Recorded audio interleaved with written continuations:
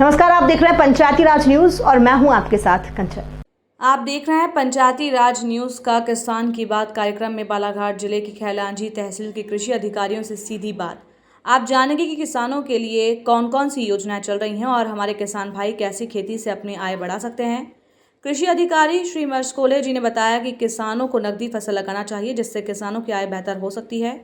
उन्होंने बताया कि जिन क्षेत्रों के खेतों में बिजली नहीं है उन किसानों को सोलर पंप की सुविधा सरकार देती है, जिसमें मध्य प्रदेश सरकार किसानों को 90% की सब्सिडी प्रदान करती है। उन्होंने बताया कि जून महीने में कृषि विभाग किसानों को धान बीज और अरहर तुअर के बीज भी देता है। जिन किसानों को कृषि विभाग की योजनाओं का लाभ लेना है वो खैलांजी कार्यालय में संपर्क कर सकते हैं। इसी प्रकार कृषि अधिकारी नैना वीरा ने बताया कि किसानों को करेला, मुनगा, टमाटर, भिंडी की खेती करनी चाहिए, जिससे किसानों की आय बेहतर हो सकती है। उन्होंने बताया कि धान की अपेक्षा इन फसलों में बेहतर आय प्राप्त हो सकती है, जिससे किसानों को इन फसलों को लगाना चाहिए।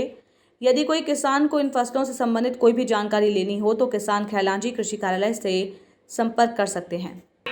योजनाएं बहुत सारी आती है। अभी जैसे अभी हाल फिलहाल में गई है प्रधानमंत्री कृषि सिंचाई योजना, जिसके अंदर हमें पाइप मिलते हैं, फव्वारा विधि जो पाइप रहते हैं, स्प्रिंकलर पाइप आपको 7,000 में प्रति एकड़ के लिए पाइप मिलता है। फिर आपको ड्रिप जो सब्जियों में लगाते हैं, जिसमें टपक विधि जिसको कहा जाता है, वो योजनाएं रहती है। फिर आपको सब्जी के बीज, मसाला, फल जो पौधे रहते हैं वो प्राप्त होते हैं। योजनाएं ये रहती है उद्यान विभाग में। तो क्या बीज है जो सरकार उपलब्ध कराती है, कृषि विभाग उपलब्ध कराता है? जी, जिस किसान का हमारे विभाग में, उद्यान विभाग में पंजीयन होता है, उसे वो सरकार पूरा जो उसका जितना भी व्यय आता है, जैसे कि उसको खाद, उसके बाद में सब्जी का बीज और यहाँ तक कि दवाई जो छींटने का रहता है उसका पंप और सब्जी जो उत्पादन हो जाता है उसके बाद में सब्जी रखने के जो क्रेट्स रहते हैं वो भी उपलब्ध कराते हैं। नकदी फसलें कौन कौन सी है जिससे किसान फायदा ले सकते हैं?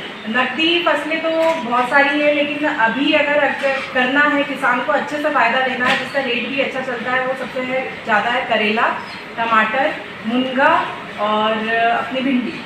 तो ये क्या जो नकदी फसलें हैं वो धान के अपेक्षा कितनी फायदेमंद है? धान की अपेक्षा नकदी फसलें बहुत ज़्यादा फायदेमंद है।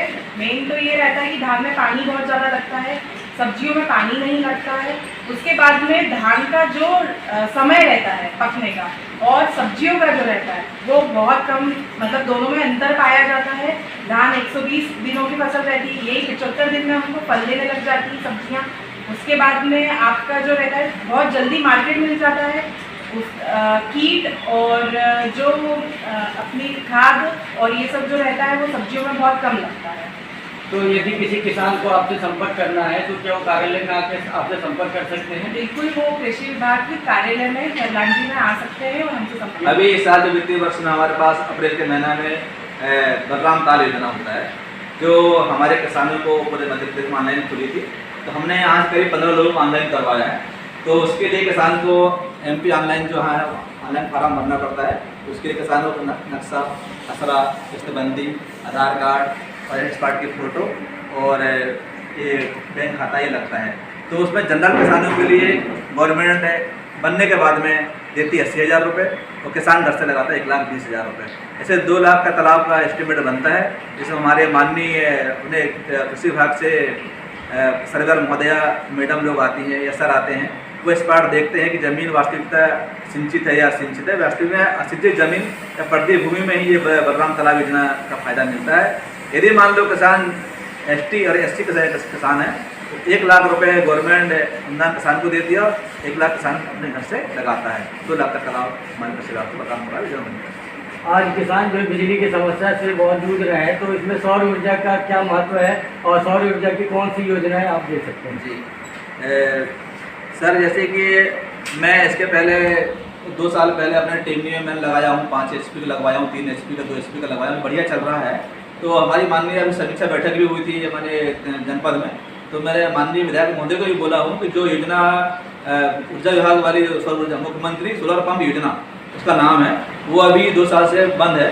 तो मैंने जिन लोगों ने अभी ऑनलाइन फार्म भरा है, जिनका 5,000 रुपया मतलब ऊर्जा विभाग में जमा भी है, तो मैंने उनसे निवेदन किया विधायक महोदय से कि पुनः जो मुख्यमंत्री सोलर पंप योजना है पुनः चालू की जाए, ताकि जो अभी बिजली कटौती हो रही है, जिन्होंने अभी रबी लगाया है या सब्जी लगाया है, तो उनको अभी ये दिक्कत हो रही है।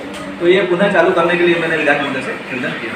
यदि किसी किसान को सोलर पंप लेना है जी। तो उसके लिए क्या सब्सिडी की योजना है? जी, यदि किसी किसान को लेना है तो इसके जब ऑनलाइन जैसे ही खुलता है तो हम अपने फील्ड ऑफिसर या हम लोग अपने एक ग्रुप बना हुआ कृषि विभाग का ग्रुप में डालते हैं। जैसे ही कोई किसान 2 HP का लेना चाह रहा है तो उसकी जिसके पास में साधन कुआं का है या बना है या ट्यूबवेल बना है वो 2,25,000 की योजना है। उसमें गवर्नमेंट वो देती है छूट 90% और किसान को देना पड़ता 10%। जब किसान फार्म भरता है ऑनलाइन उस समय सौर ऊर्जा विभाग के खाते में 5,000 रुपया उन्हें ट्रांसफर करना पड़ता है। बाकी राशि जब इंजीनियर साहब अपने फील्ड में आते हैं लगाने के लिए देखने के लिए उस समय बाकी जो राशि है उस समय ऊर्जा विभाग को जमा करना पड़ता है। अभी बारिश के महीने में आप किसानों को कौन कौन से बीज उपलब्ध कराएंगे अपने डिपार्टमेंट के होते? हम कृषि विभाग से अभी हम जो बीज बुलवाया है विशेषतः कृषि विभाग में मोटाई धान आता है। जैसे कि अभी आधार बीज हमारे कीनी फार्म से आने वाला JR 206 है और 1000 MT 1001 है और MT 1010।